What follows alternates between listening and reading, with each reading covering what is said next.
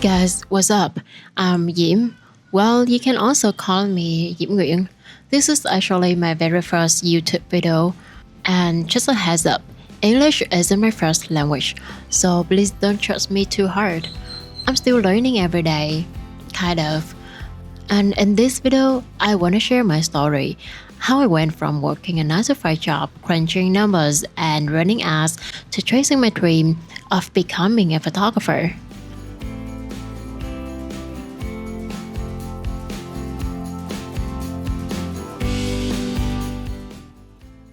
Let's go back 2 years, when I was 26.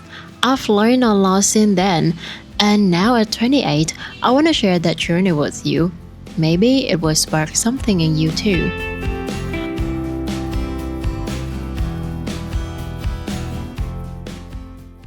For years, this was my life. The same desk, the same routine, the same feeling that something was missing. I had a good job, a stable paycheck, benefits, and a path that society calls stable. But every day, I felt like I was losing a little bit of myself. Okay, let's talk about my education path.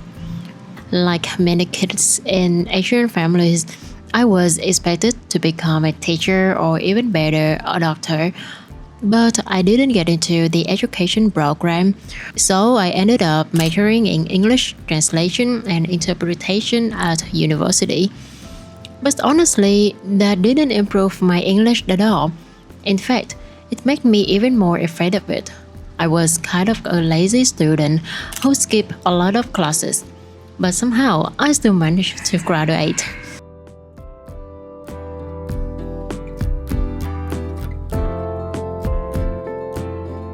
After that, I stumbled into e-commerce and started experimenting with online sales in the US market. I spent about 3 years in that field. I wasn't the best seller, of course, but I definitely went through all the ups and downs, especially when I have to manage my own sales team.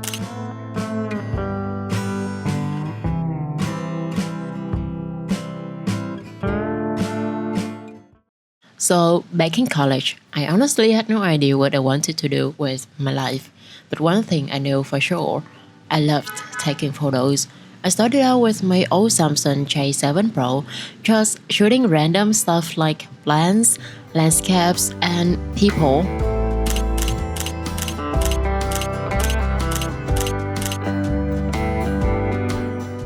Then, when I started working, I kept that hobby going. Every weekend, I go out and shoot with a Canon RP that a friend gave me. That's when I really got into portrait photography and started playing around with more creative ideas. Most of the time, it was just me taking pictures of my friends and coworkers for fun.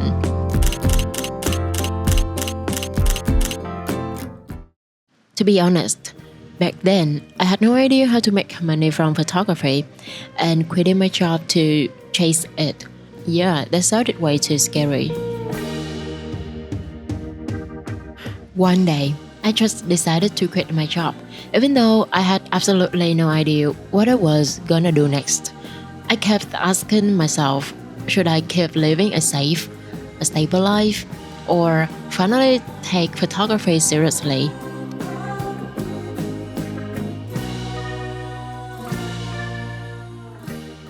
2023 was a really tough year.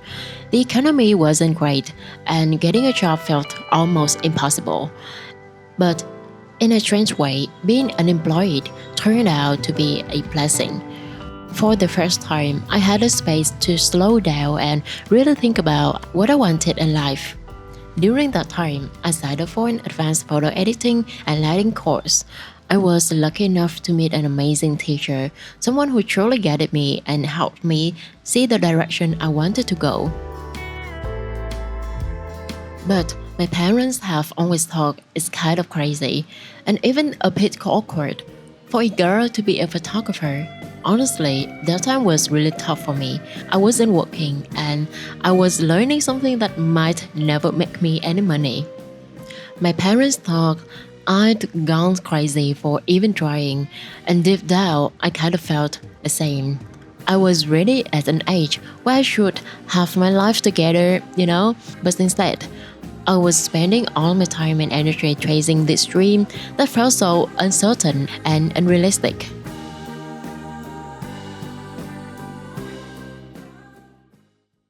It was January 2024, Tet holiday in Vietnam. That time of year when everyone's wearing áo dài and taking photos at temples. But instead of going to a temple, I asked one of my friends to be my model and took her to a park. We shot by the lake. The light was soft, the air felt calm, and honestly, it was just a random idea I had that day. Nothing planned, nothing fancy. But when I posted those photos in a few Facebook groups, they blew up. People loved them. And that moment, it changed something in me. That's when I started to believe that maybe my photos were worth something. So let me tell you about my very first paying client. She was actually an old coworker, and the shoot was for her birthday. Simple but meaningful. That moment felt huge to me, like my dream was finally starting to take shape. 2024 turned out to be such a good year because of the photos I posted on Facebook and the support from my friends. I started getting my first foreign clients. I'm beyond grateful for that. I cannot say I'm fully living off my dream yet, but it's already helping me earn a bit, and more importantly, it's giving me so much confidence. The best feeling ever is when someone asks me, "So, what do you do?" And I get to smile and say, "I'm a photographer."